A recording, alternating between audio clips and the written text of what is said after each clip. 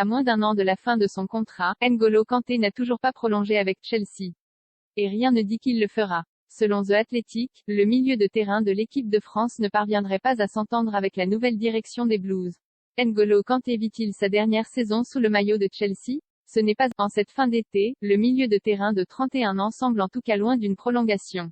À moins de 10 mois de la fin de son contrat, l'international français, 53 sélections, 2 buts, n'a pas trouvé d'accord avec son employeur pour étendre leur collaboration au-delà du 30 juin 2023. Après avoir longtemps discuté avec l'ancienne direction, sans succès, Kanté a repris le dialogue avec les nouveaux patrons des Blues, rachetés fin mai par le consortium de l'américain Todd Boehly.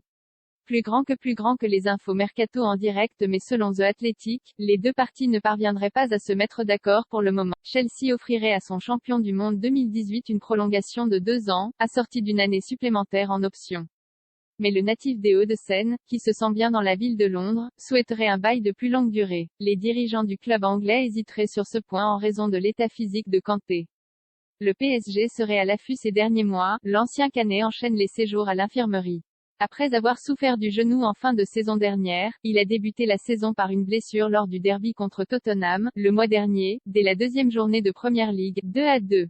Touché aux ischio-jambiers, le numéro 7 de Chelsea n'a pas rejoué depuis.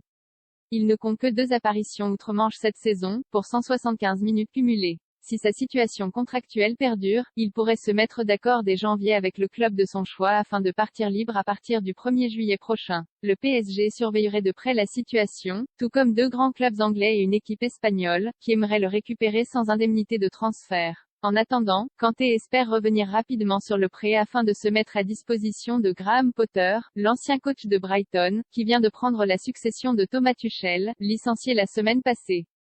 À un peu plus de mois de la Coupe du Monde 2022 au Qatar, 20 novembre-18 décembre, Didier Deschamps suit aussi l'affaire de très près. https://twitter.com/Alex Jacquin